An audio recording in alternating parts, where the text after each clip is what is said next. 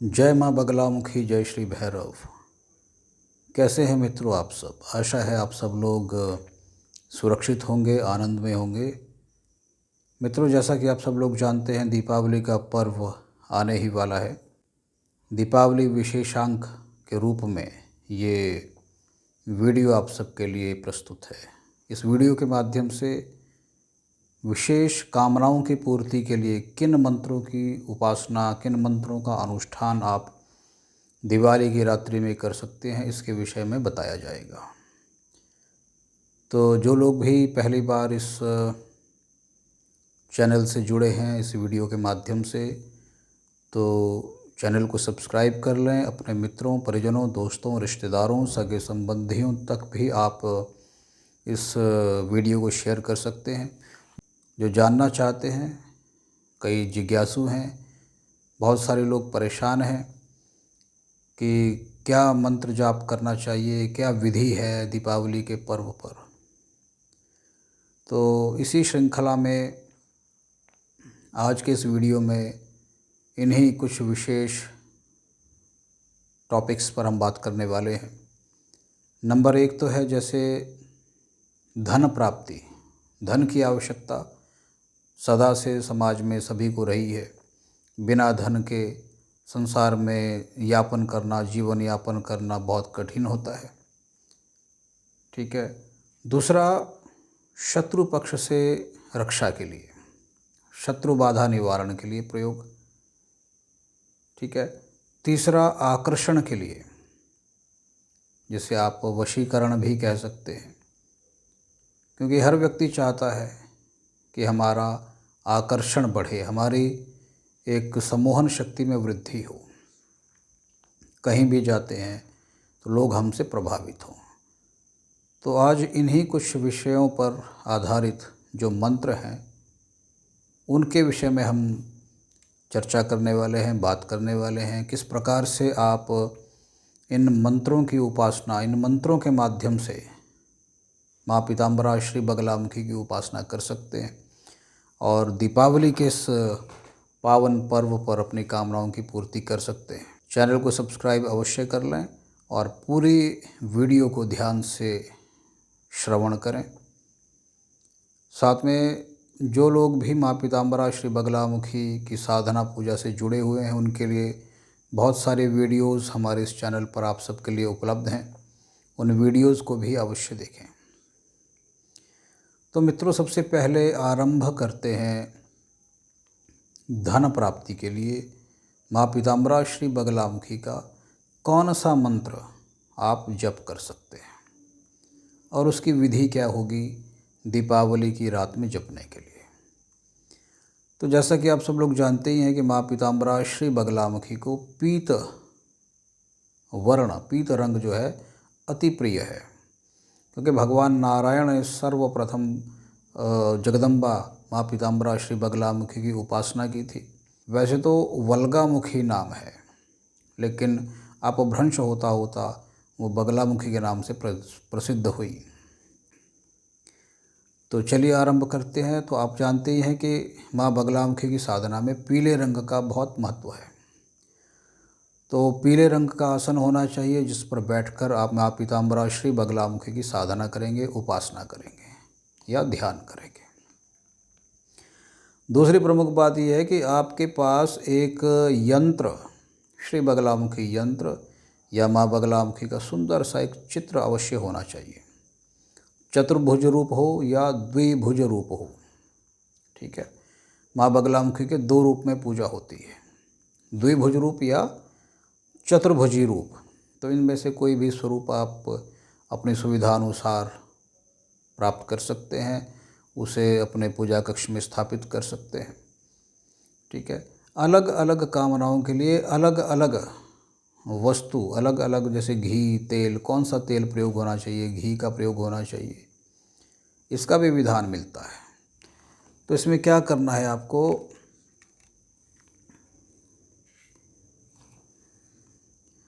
Number 1 तो ये है पीला वस्त्र धारण करना है। आसन आपका पीला होना चाहिए। सामने जिस सिंहासन पर, जिस चौकी पर माँ बगलामुखी का चित्र विराजमान है या यंत्र विराजमान आपने किया है, वो भी पीले रंग का होना चाहिए। यदि आपके जीवन में गुरु हैं, गुरु से दीक्षित हैं आप, तब बहुत अच्छी बात है, गुरुदेव को प्रणाम करें। यदि गुरुदेव की कृपा आप पर अब तक नहीं हुई है, आपके जीवन में गुरु का पदार्पण नहीं हुआ है, तो आप भगवान शिव को या फिर अपने इष्ट देव को प्रणाम निवेदित करते हुए, अपने कुल देवी देवताओं को प्रणाम निवेदित करते हुए, अपने पितृगणों को प्रणाम निवेदन करते हुए, उनसे अनुमति लेते हुए इन मंत्रों का अभ्यास दीपावली की रात को कर सकते हैं। क्योंकि जिन्हें दीक्षा प्राप्त नहीं हुई है तो इतने त्वरित प्रभाव से, तुरंत प्रभाव से किसी को दीक्षा मिले ना मिले ये संभव भी नहीं होता कभी कभी। ठीक है, जो लोग इसके विषय में विस्तार से चर्चा चाहते हैं, विस्तार से जानना चाहते हैं, तो वो संपर्क कर सकते हैं हमसे। हमारा नंबर हमारे प्रत्येक वीडियो में आपको मिलता है। ठीक है, हमारा नंबर मेंशन रहता है हर एक वीडियो में, आप कभी भी हमसे संपर्क करके इस विषय पे चर्चा कर सकते हैं। तो पीले रंग का आसन, पीली पूजन सामग्री, पुष्प इत्यादि आपने रखना है। पीले रंग से माँ बगलामुखी की जो फ़ोटो है, चित्र है, उसकी उपासना, तिलक, गंध, पंचोपचार से संक्षेप में पूजा आप कर सकते हैं। यदि पूरा विधि विधान आप जानते हैं, षोडशोपचार पूजन विधि यदि आप जानते हैं, अभिषेक करना जानते हैं, तो आप इस विधि को भी फॉलो कर सकते हैं, अभिषेक कर सकते हैं। और षोडशोपचार पूजा कर सकते हैं। यदि इतना विधान आप नहीं जानते तो पंचोपचार पूजन आप कर सकते हैं। पंचोपचार में 5 वस्तुओं से पूजा सबसे सरल है और प्रभावशाली है। विस्तार से पूजा करना चाहते हैं तो षोडशोपचार या 36उपचार पूजन आप राजसी उपचार से भी पूजा कर सकते हैं अपने सुविधा के अनुसार। यदि ज्ञान है तो आप इसमें और ऐड कर सकते हैं, वृद्धि कर सकते हैं, नहीं तो पंचोपचार पूजा ही ये साधारण विधि है जिसे कोई भी बड़ी सरलता से कर सकता है। सबसे पहले तिलक अर्पण कर दें, थोड़े से अक्षत, फिर धूप, दीप, मिष्ठान्न ये आप अर्पण कर सकते हैं। तिलक के साथ थोड़ा सा चावल, पुष्प, धूप, दीप, नैवेद्य। ठीक है, फिर उसके बाद में सबसे पहले जो है मंत्र हम आपको बताने चाह रहे हैं धन प्राप्ति के लिए। धन की सबको आकांक्षा रहती है, जिनका व्यवसाय है, बिजनेस है, कि हमारा बिजनेस और कैसे ग्रो करेगा। जो व्यक्ति जॉब कर रहे हैं उनको भी ये रहता है कि किस प्रकार से हमारे को और ज़्यादा धन की प्राप्ति हो, संचय हो, धन संचित रहे, खर्चे पे थोड़ा नियंत्रण रहे। तो माँ बगलामुखी के लिए इस मंत्र का धन प्राप्ति के लिए आप प्रयोग कर सकते हैं। जप करते समय थोड़ा इत्र यदि मिल जाए चंदन का, तो चंदन का इत्र लगा करके और जगदम्बा को भी अर्पण करके आप इस मंत्र का अभ्यास कर सकते हैं। ओम ह्लीं क्लीं ऐं बगलामुख्यै गदाधारिण्यै श्रियै नमः। ओम ह्लीं क्लीं ऐं बगलामुख्यै गदाधारिण्यै श्रियै नमः। ओम ह्लीं क्लीं ऐं बगलामुख्यै गदाधारिण्यै श्रियै नमः। इस मंत्र का दीपावली की रात को अधिक से अधिक 100 माला का जाप आप करें या फिर 11 माला का जाप करें, यथा सामर्थ्य, जितना भी समय आपको लगे उतना इसका अधिक से अधिक आप जाप कर सकते हैं। ठीक है, तो ये तो हुआ धन प्राप्ति के लिए। यंत्र और माँ बगलामुखी का एक चित्र, सुंदर सा चित्र, फोटो आपके पास अवश्य ही होना चाहिए। जाप करने से पहले संकल्प अवश्य करना है, अपने नाम गोत्र का उच्चारण करते हुए, अपने माता पिताजी के नाम का उच्चारण करते हुए, अपने स्थान का उच्चारण करते हुए, जिस भी गांव, शहर, देश, प्रदेश में आप रहते हैं, ये सारा वर्णन करते हुए, उल्लेख करते हुए, हाथ में जल ले करके विधि विधान से। संस्कृत में यदि आप संकल्प करना जानते हैं तो बहुत अच्छी बात है, अन्यथा जो भी आपकी भाषा है, स्थानीय भाषा, उसमें भी आप उच्चारण करके जल को जगदम्बा के निमित्त अर्पण करें। फिर आप इस मंत्र का जाप करें। जाप करने के उपरांत मंत्र को अर्पण भी करना होता है। मंत्र अर्पण करने का जो मंत्र है वो क्या है? ओम गुह्याति गुह्य गोप्तृत्वम गृहाणस्मत्कृतं जपम सिद्धिर्भवतु मे देहि त्वत्प्रसादान महेश्वरी। ठीक है, इस मंत्र को भी हम डिस्क्रिप्शन बॉक्स में लिख देंगे, वहाँ से आप इस मंत्र को समझ पाएंगे। इन तीनों मंत्रों को हम वहाँ पर लिख देंगे आपकी सुविधा के लिए। ठीक है, तो ये तो रहा धन प्राप्ति के लिए। दूसरा है शत्रु दमन के लिए। यदि आपको शत्रुओं से समस्याएं आ रही हैं, जीवन में अनवांटेड स्ट्रेस मिल रही है और परेशानियां जीवन में चल रही हैं शत्रुओं के कारण, वाद विवाद, कुछ कोर्ट केस, मुकदमेबाजी कुछ आप फेस कर रहे हैं, अनावश्यक रूप से शत्रु आपको परेशान कर रहे हैं, तो इसके लिए क्या करना है आपको, ये भी सुने आप ध्यान से। आसन पीले रंग का होना चाहिए, वही प्रक्रिया रहेगी, लेकिन इसमें आपको दिशा परिवर्तन कर लेना है। ठीक है, जो धन प्राप्ति का जो प्रयोग था उसके लिए आपको पूर्व की ओर मुख करके बैठना चाहिए जप के समय, या फिर उत्तर दिशा की ओर, या फिर ईशान की ओर, ईशान कोण की ओर। किंतु जब आप शत्रु दमन के लिए पूजा करना चाहते हैं, मंत्र जाप करना चाहते हैं, तो इसके लिए आपको दक्षिण की ओर मुख करके बैठना बड़ा अनिवार्य है। ये बहुत तंत्र का बड़ा गुप्त रहस्य है, इसके विषय में बहुत कम लोग बात करते हैं। ठीक है, दक्षिण दिशा की ओर मुख करके बैठना होता है शत्रु दमन के लिए। और फिर आप इस मंत्र का जाप करें जो हम आपको बताने वाले हैं। ठीक है, वही प्रक्रिया है, पंचोपचार से पूजा करें। पंचोपचार से पूजा करने के बाद में संकल्प करें कि हे जगदम्बा, हे माँ बगलामुखी, शत्रु भय से पीड़ित मैं आपकी शरण में आया हूँ, मेरे समस्त शत्रुओं का स्तंभन करें। स्तंभन का मतलब होता है रोक देना।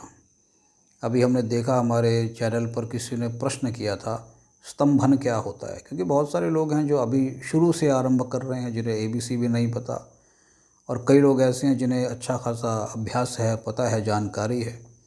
तो स्तंभन का शब्द है, अर्थ है शब्द का रोक देना, गति का स्तंभन, बुद्धि का स्तंभन और उनकी उग्रता का स्तंभन।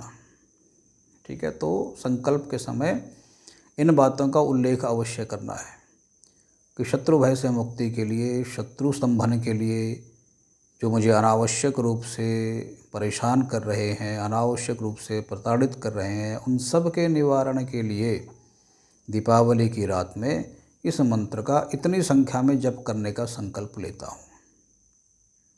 ठीक है, तो ये अवश्य ही आपको बताना होता है, कहना होता है संकल्प से पहले।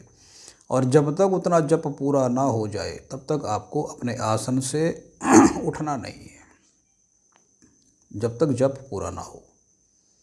इसलिए लघु शंका इत्यादि करके बैठें और जप पूरा होने तक एक ही आसन पर बैठें। ऐसा सुखासन में यदि बैठे हैं तो सुख आसन में ही बैठे रहें, कमर सीधी रहनी चाहिए। जिस मुद्रा में बैठ गए उसी मुद्रा में जाप करना है।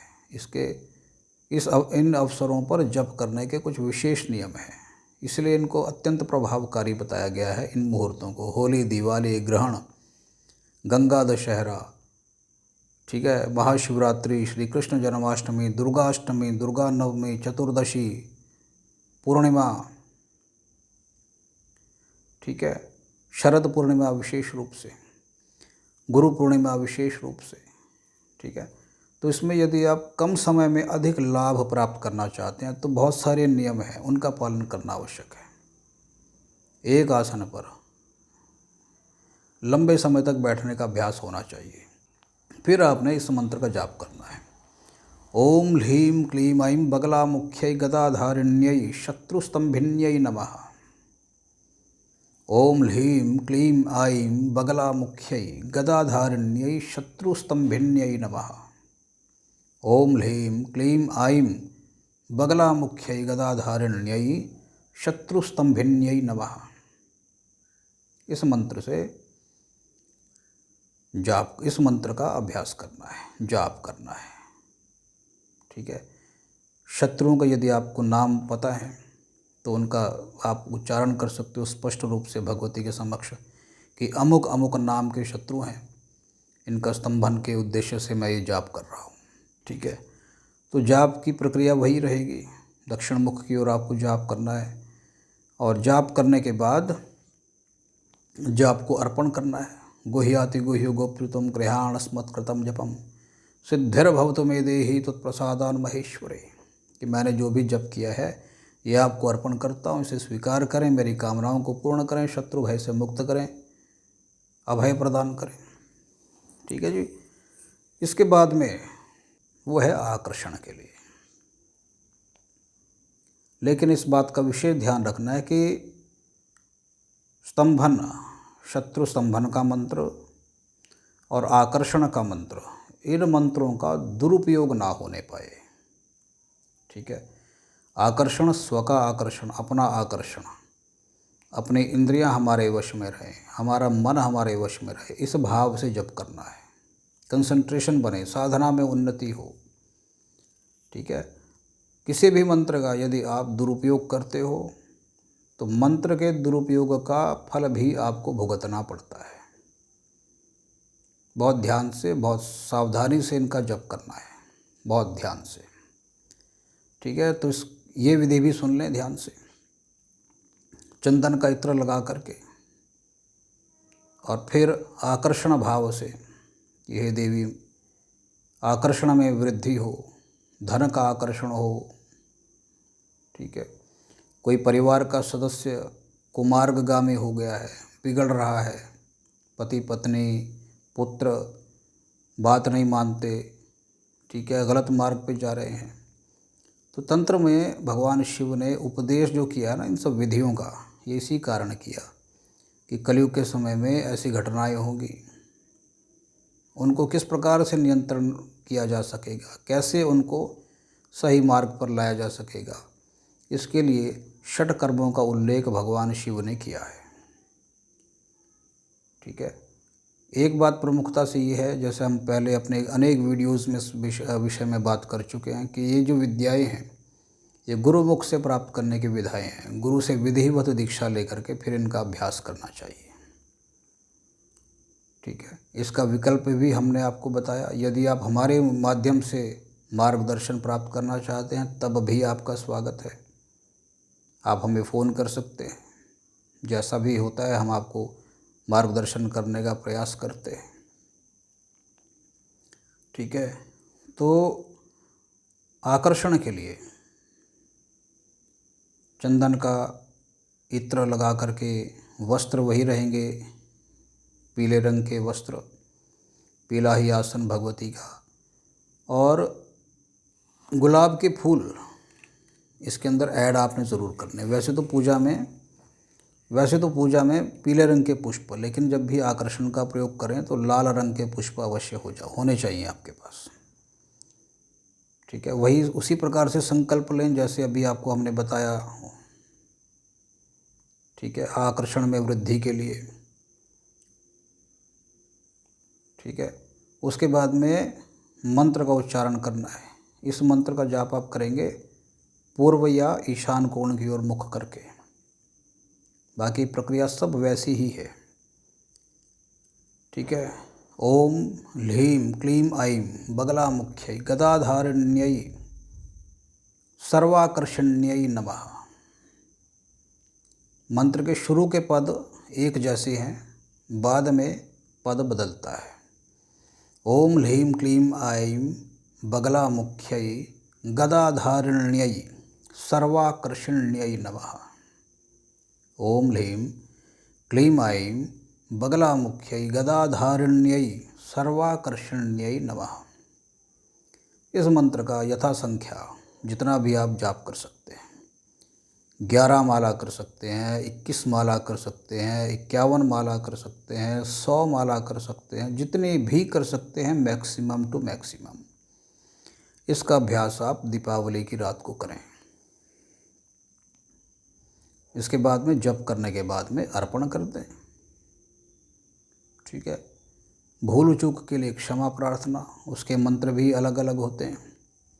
आवाहनम न जानामि विसर्जनम पूजाम चैव न जानामि क्षम्यताम परमेश्वरी। मंत्रहीनम क्रियाहीनम भक्तिहीनम सुरेश्वरी यत्पूजितम मया देवी परिपूर्णम तदस्तु मे। यदि इतने मंत्र का ज्ञान नहीं है, बोध नहीं है, तो सरल अपनी भाषा में भाव प्रकट कर सकते हैं कि हे देवी, मुझे ना मंत्र जानता हूँ, ना मुझे मंत्र का ज्ञान है, ना विधि का ज्ञान है।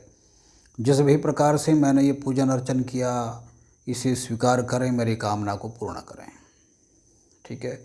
इस प्रकार से दीपावली की रात को आप 3 लाभ ले सकते हैं। धन प्राप्ति का योग, धन प्राप्ति के लिए उपाय बताया, शत्रु दमन के लिए उपाय बताया, और आकर्षण की वृद्धि के लिए आपको उपाय बताया। इसे आप करें। ठीक है। जो भी आपके अनुभव हों उसके बाद में आप हमसे शेयर अवश्य किया करें।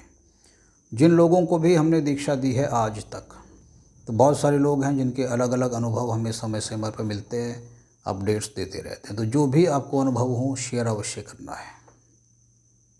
ठीक है। अगली बात ये है कि जो लोग चाहते हैं हवन करना, तो आपको एक मुख्य बात हम बता देते हैं कि हवन करने की विधि अलग है। उसके लिए आपको मंत्रों का सम्यक ज्ञान होना बड़ा आवश्यक है। आवाहन मंत्र, ठीक है, अग्नि के मंत्र, इसके विषय में भी हम बहुत जल्दी आपको बताएंगे। आपको ये भी पता होना चाहिए कि विभिन्न कामनाओं के लिए विभिन्न हवन कुंड का प्रयोग किया जाता है। आपने आमतौर पर देखे होंगे चतुरस्र कुंड, जो चकोर आकृति के हवन कुंड होते हैं। ठीक है। इस प्रकार से 8 प्रकार के हवन कुंड का विवरण तंत्र ग्रंथों में मिलता है। विभिन्न कामनाओं की पूर्ति के लिए अलग अलग कुंड का विधान है। शत्रु दमन के लिए त्रिकोण कुंड, और धन धान्य की प्राप्ति के लिए अष्टदल कुंड, पद्म कुंड, इसका प्रयोग किया जाता है। ठीक है। वर्षा के लिए अलग कुंड का विधान है। ठीक है। तो इसके विषय में भी आपको जानकारी होनी चाहिए। हवन जो है बड़ा साधना से कुछ डिफ़िकल्ट फॉर्म है हवन की, और विस्तार से जानना चाहते हैं आप तो हमसे संपर्क कर सकते हैं। साधना में कुछ वस्तुएं बहुत अनिवार्य होती हैं, जैसे श्री बगलामुखी यंत्र धारण करने के लिए और पूजा स्थान में रखने के लिए आपके गले में एक बगलामुखी यंत्र अवश्य होना चाहिए। आकर्षण के उद्देश्य से कर रहे हो तो आकर्षण से संबंधित यंत्र होना चाहिए। धन प्राप्ति से संबंधित कामना है तो उसी प्रकार का यंत्र होना चाहिए। शत्रु दमन के लिए अलग यंत्र होता है, संकल्प के साथ उसको तैयार किया जाता है। यदि आप इन यंत्रों को प्राप्त करना चाहते हैं हमारे माध्यम से, तो हमारा नंबर हमारे प्रत्येक वीडियो में आपको मिलता है। वहाँ से आप लेकर के नंबर आप हमें संपर्क कर सकते हैं और यंत्र प्राप्त कर सकते हैं। ठीक है। तो आज के लिए इतना ही। किसी अन्य विषय को लेकर पुनः उपस्थित होंगे। तब तक के लिए बहुत शुभकामनाएं आप सबके लिए। दीपावली की बहुत बहुत हार्दिक शुभकामनाएं, और इन साधनाओं को करें, जीवन में आगे बढ़ें और लोगों को भी प्रेरित करें। चैनल को सब्सक्राइब अवश्य कर लें। अपने मित्रों, परिजनों, दोस्तों, रिश्तेदारों सब तक शेयर करें। जो लोग भी माँ बगलामुखी की साधना से जुड़े हुए हैं या माँ बगलामुखी की साधना को करना चाहते हैं, समझना चाहते हैं। जय माँ बगलामुखी, जय श्री भैरव।